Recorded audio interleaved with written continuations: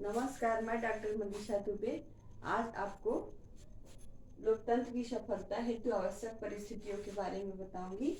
जैसा कि मैंने पिछली वीडियो में पहले से लेकर 7वें तक के वर्णन किया था, आज मैं आपको 8 से लेकर 13 तक के समझाऊंगी। अगर आपने मेरी पिछली वीडियो नहीं देखी है तो उसे देख लीजिएगा ताकि आपको समझने में ये आसानी हो सके। तो अब देखते हैं, 8वां है स्थानीय स्वशासन। स्थानीय स्वशासन मतलब जो लोकल स्वशासन है, हमारे जो स्थानीय स्तर पर जो स्वशासन है वो लोकतंत्र का एक प्रमुख साधन है, क्योंकि बहुमत का जो निर्माण होता है ये स्थानीय स्वशासन के माध्यम से ही होता है।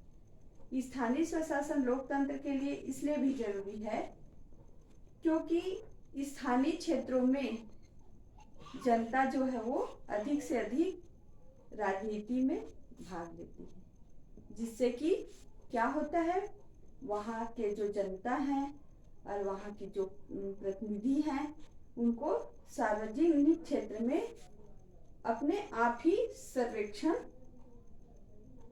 मिल जाता है, जिससे कि क्या होता है कि जनता और प्रतिनिधि जो है वो शिक्षित हो जाते हैं, उनको प्रशिक्षण मिल जाता है और लोकतंत्र सुचारू रूप से चलता है। इसीलिए स्थानीय स्वशासन की महत्ता अधिक है। स्वस्थ एवं शिथिल राजनीतिक दल। अब मैं आपको बताती हूँ कि स्वस्थ एवं शिथिल राजनीतिक दल क्या है। जैसा कि हम जानते हैं कि लाखों करोड़ों और विशाल जनता जो बहुमत देती है, जो अपना मत देती है, वह वर्तमान परिप्रेक्ष्य में वर्तमान समय में संभव ही नहीं, क्योंकि इतनी बड़ी जनसंख्या का प्रत्यक्ष रूप से चुनाव में भाग लेना संभव नहीं। इसीलिए वर्तमान समय को देखते हुए प्रतिनिधात्मक लोकतंत्र अपनाया गया है।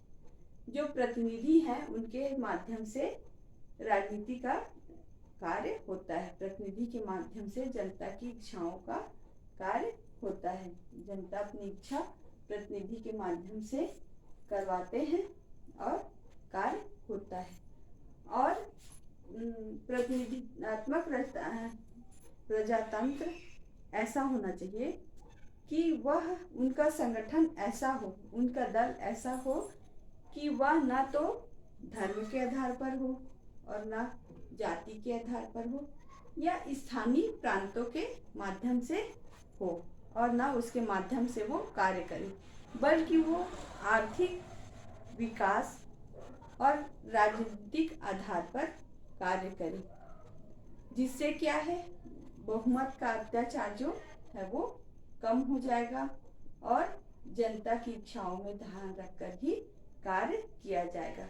इसीलिए कहा जाता है लोकतंत्र की सफलता के लिए स्वस्थ एवं शिथिल राजनीतिक दल अत्यंत ही आवश्यक है। अब देखते हैं न्यायप्रिय बहुमत और सहनशीलता। न्यायप्रिय बहुमत और सहनशीलता। 10वां है न्यायप्रिय बहुमत और सहनशील या अल्पमत। न्यायप्रिय बहुमत और सहनशील अल्पमत का तात्पर्य है कि लोकतंत्र का अर्थ विचार विमर्श या परामर्श द्वारा शासन है और व्यवहार में इस शासन व्यवस्था के अंतर्गत बहुमत शासन किया जाता है। तो बहुमत जो है वो ऐसा हो कि जनता के लिए समर्पित हो, जनता के लिए मनमानी न करके, बहुमतों का मनमानी न करके वह जनता के लिए न्यायप्रियता का घोतक हो। वह स्वस्थ एवं न्यायप्रिय बहुमत और सहनशील हो, क्योंकि न्यायप्रियता ही लोकतंत्र की आवश्यकता होती है।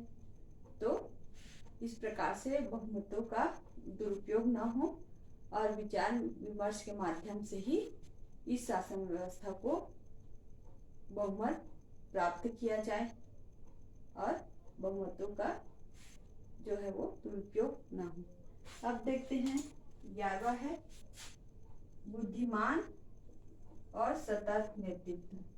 बुद्धिमान और सतत नेतृत्व से तात्पर्य यह है कि जो हमारे प्रतिनिधि हैं वो साहसी हो, उनकी निर्णय क्षमता अत्यधिक तेज हो और जो उनकी प्रारंभिक शिक्षण है वो प्रारंभिक योग्यता है वो लोकतंत्र के अनुकूल हो, जिससे क्या है कि जनता की जो आवश्यकताएं हैं उसको अपने बुद्धि और विवेक के आधार पर प्रतिनिधि समझ सके और जनता का अधिक से अधिक लाभ प्राप्त कर सके। इसलिए कहा जाता है कि लोकतंत्र में बुद्धिमान और सतत नेतृत्व की आवश्यकता होती है। एक साहसी, एक क्रियाशील और एक निर्णयपरक नेतृत्व अर्थात प्रतिनिधि की आवश्यकता हमको लोकतंत्र में पड़ती है, क्योंकि जनता की इच्छाओं का ध्यान वो रख सके और साहस के हिसाब से किसी भी निर्णय को वो ले सके, जनता के हित में वो निर्णय हो। अब देखते हैं 12वां है विश्व शांति की स्थापना। विश्व शांति की स्थापना का तात्पर्य है कि युद्ध या आपातकालीन स्थिति में बहुमत की वैधता का हम ध्यान नहीं देते हैं। उस समय क्या होता है, अनुशासन और व्यवस्था स्थापित करने के लिए जनता के प्रति हमारा जो मोह है, जो वोट की राजनीति है, उस पर ध्यान नहीं दिया जाता है, तो जनता को उस समय आघात पहुंचती है।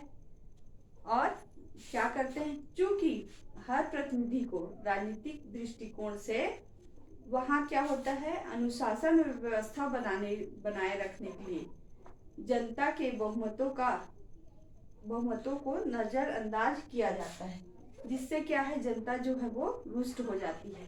तो उनको रुष्ट ना होने के बजाय, वो रुष्ट ना हो उसके बजाय क्या करना चाहिए, विश्व शांति की स्थापना कर देनी चाहिए। अब देखते हैं 13वां है। 13वां देखते हैं योग्य एवं निष्पक्ष नागरिक सेवाएं। योग्य एवं निष्पक्ष नागरिक सेवाएं का तात्पर्य है कि जो भी नीति निर्माण होता